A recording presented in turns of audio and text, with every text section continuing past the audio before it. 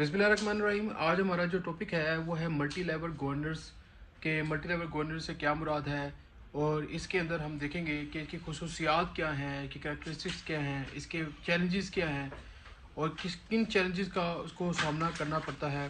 हम देखेंगे इसके फ़ायदे क्या हैं और किन किन ममालिक के अंदर जो है वो मल्टी लेवल गवर्नेंस सिस्टम जो है बेहतरीन तरीके से चल रहा है।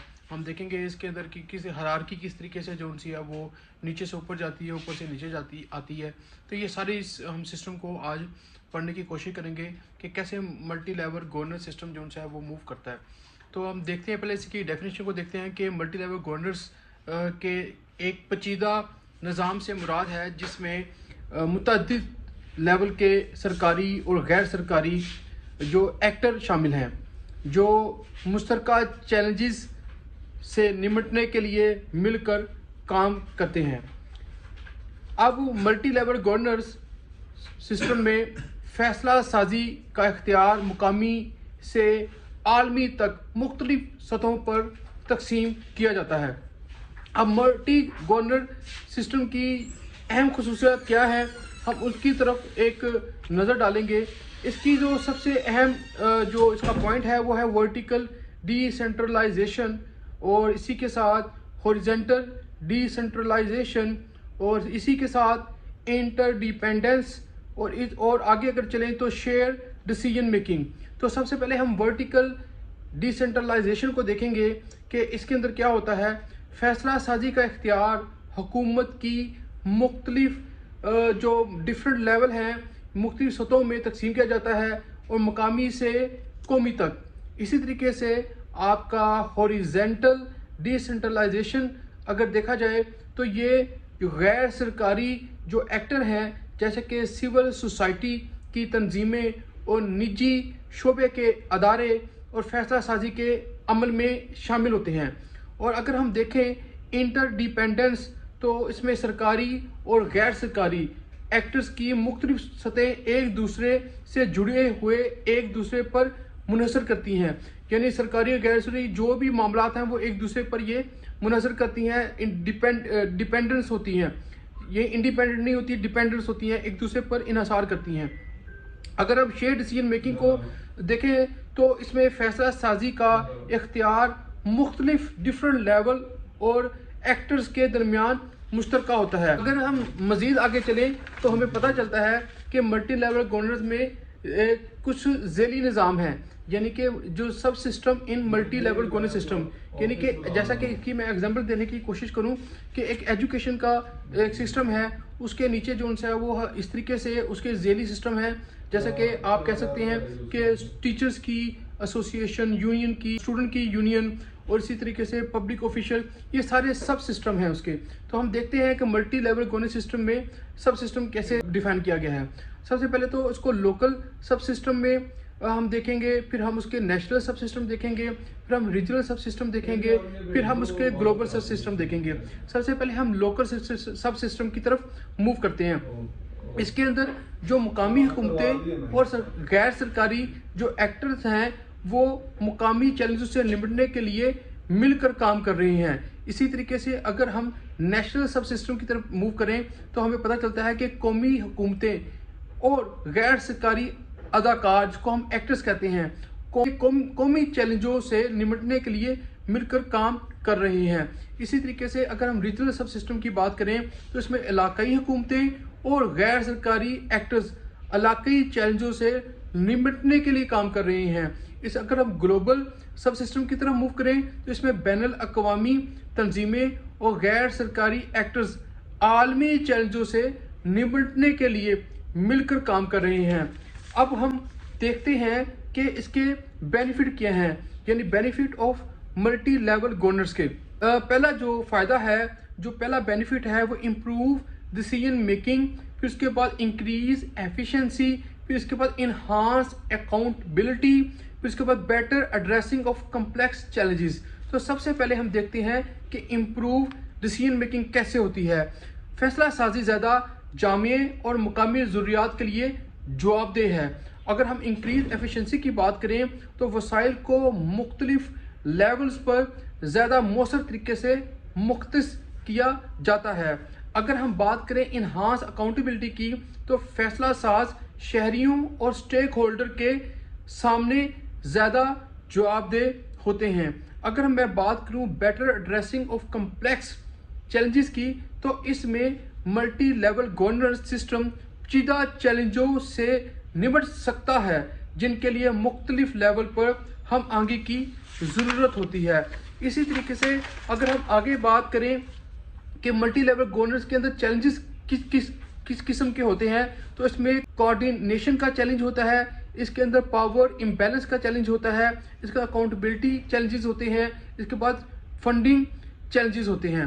تو ہم سب سے پہلے کوآرڈینیشن چیلنجز کی طرف موو کرتے ہیں کہ ڈیفرنٹ لیولز پر فیصلہ سازی کو مربوط کرنا پیچیدہ ہو سکتا ہے اس کے اندر، یعنی کوآرڈینیشن چیلنجز کے اندر۔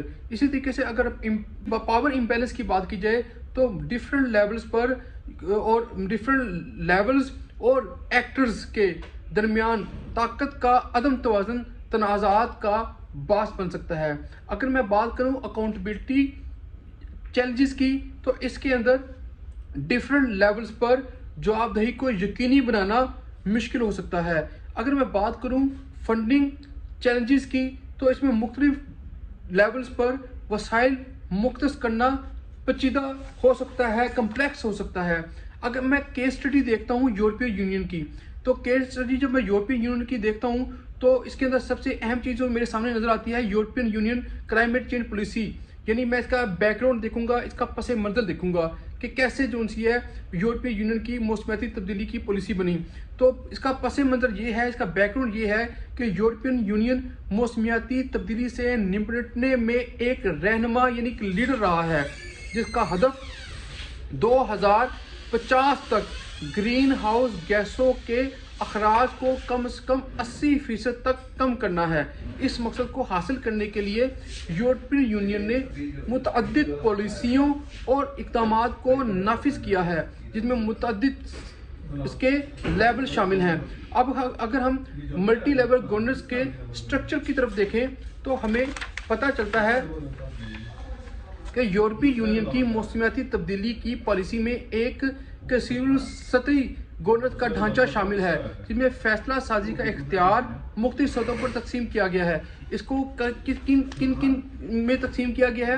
سب سے پہلے اس کو یورپین کمیشن میں تقسیم کیا گیا ہے، اس کو یورپین کمیشن میں، پھر اس کے اوپر یورپین کونسل میں، پھر اس کے اوپر یورپین پارلیمنٹ میں، پھر اس کو ممبر اسٹیٹ میں۔ تو ہم سب سے پہلے بات کرتے ہیں یورپین کمیشن کی کہ یورپین کمیشن کیا ہوتا ہے۔ یورپین کمیشن یورپین یونین کی موسمیاتی تبدیلی کی پالیسی کی تجویز اور نفاذ کا ذمہ دار ہے۔ اگر ہم یورپی کونسل کی بات کریں، کونسل کے رکن ممالک کے رہنماؤں پر مشتمل یورپی کونسل یورپی یونین کی موسمیاتی تبدیلی کی پالیسی بنانے کی مجموعی ڈائریکشن، سمت اور ترجیحات کا تعین کرتی ہے۔ اگر ہم یورپین پارلیمنٹ کی بات کریں تو یورپین یونین کی ماحولیاتی تبدیلی کی پالیسی کی تشکیل میں یورپین پارلیمنٹ کا کلیدی کردار ہے، بشمول قانون سازی اور بجٹ مختص کرنے کی منظوری۔ اگر میں رکن ممالک کی بات کروں یعنی ممبر اسٹیٹ کی بات کروں تو یورپی یونین کے رکن ممالک قومی سطح پر یورپی یونین کی موسمیاتی تبدیلی کی پالیسی کو نافذ کرنے کے ذمہ دار ہوتے ہیں۔ اسی طریقے سے لوکل اینڈ ریجنل اتھارٹی، اس کی 5 جو سی وہ ٹائپس ہے، جس میں مقامی اور علاقائی حکام یورپی یونین کی ماحولیاتی تبدیلی کی پالیسیوں کو مقامی سطح پر نافذ کرنے میں اہم کردار ادا کرتے ہیں۔ اسی طریقے سے اگر ہم پالیسی انسٹرومنٹ کی بات کریں تو یورپین یونین نے موسمیاتی تبدیلی سے نمٹنے کے لیے متعدد پالیسی انسٹرومنٹ نافذ کیے ہیں، جن کو ہم ڈیٹیل میں پڑھنے کی کوشش کریں گے۔ اس میں سب سے پہلے ہے ایمیشن ٹریڈ سسٹم، دوسرا ہے رینیویبل انرجی ڈائریکٹیو، تیسرا ہے انرجی ایفیشنسی ڈائریکٹیو، چوتھا یہ 3 ہیں۔ ان تینوں کے بارے میں ہم دیکھتے ہیں کہ ایمیشن ٹریڈ سسٹم کیا ہے۔ یہ ایک کیپ اور تجارتی نظام ہے جو بجلی اور صنعت کے شعبوں سے اخراج کا احاطہ کرتا ہے۔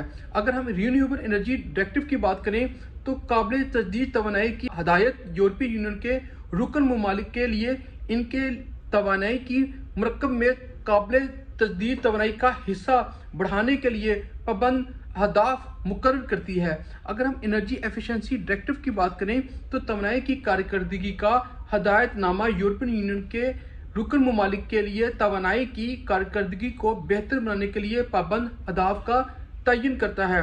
अगर हम इसके बेनिफिट और चैलेंजेस की बात करें तो मौसमियाती तब्दीली की पॉलिसी के लिए यूरोपियन यूनियन के कसीर सतह यानी मल्टी लेवल तर्ज पर हुक्मरानी के लिए कई फ़ायदे हैं, जिसमें कोऑर्डिनेटेड अप्रोच है, जिसके अंदर बताया गया है कि यूरोपियन यूनियन का कसीर सतही यानी कि मल्टी लेवल तर्ज हुक्मरानी मुख्तलिफ सतहों पर मौसमियाती तब्दीली से निपटने के लिए एक मजबूत नुक्ता नज़र को यकीनी बनाता है। अगर हम बात करें शेयर एक्सपर्टीज़ को तो मुश्तरका महारत भी कहते हैं।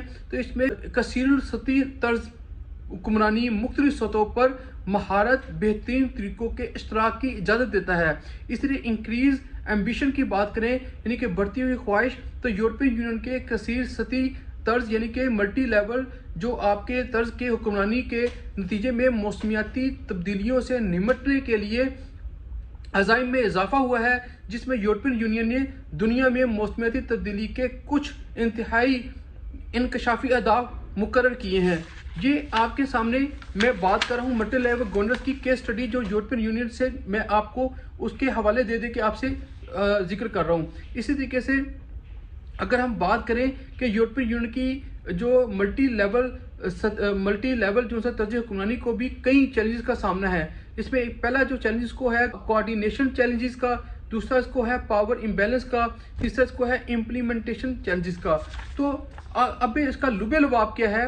लुबे लुबाब इसका ये है कि मौसमियाती तब्दीली, अगर हम कंक्लूजन की तरफ मूव करें कि मौसमियाती तब्दीली की पॉलिसी के लिए यूरोपियन यूनियन का मल्टी लेवल गवर्नर अप्रोच पूरे यूरोपीय यूनियन में मौसमियाती तब्दीली के हवाले से ख्वाहिश और कार्रवाई को आगे बढ़ाने में अहम किरदार अदा कर रहा है। अगरचा इससे निपटने के लिए चैलेंजेस मौजूदा हैं, यूरोपीय यूनियन का कसीरुल सतही यानी मल्टी लेवल तर्ज हुक्मरानी देगर ममालिक और खत्तों के लिए एक काबिल कदर मॉडल फराहम करता है जो मौसमियाती तब्दीली के लिए पेचीदा चैलेंजेस से निपटना चाहते हैं। ये मल्टी लेवल गवर्नेंस था जिसका मैंने आपसे जिक्र किया और मैंने साथ इसकी आपको खुसूसियात भी बताई, इसके चैलेंजेस भी बताए। फिर मैंने आपको बताया कि कैसे जो सा है यूरोपियन यूनियन जो सा है इसके ऊपर केस स्टडी के जरिए मैंने बताया कि कैसे इसके चैलेंजेस का सामना कर रही है और कैसे जो सा है वो मौसमियाती तब्दीली के अंदर डिफरेंट कमीशन बनाकर अपना किरदार अदा कर रही है।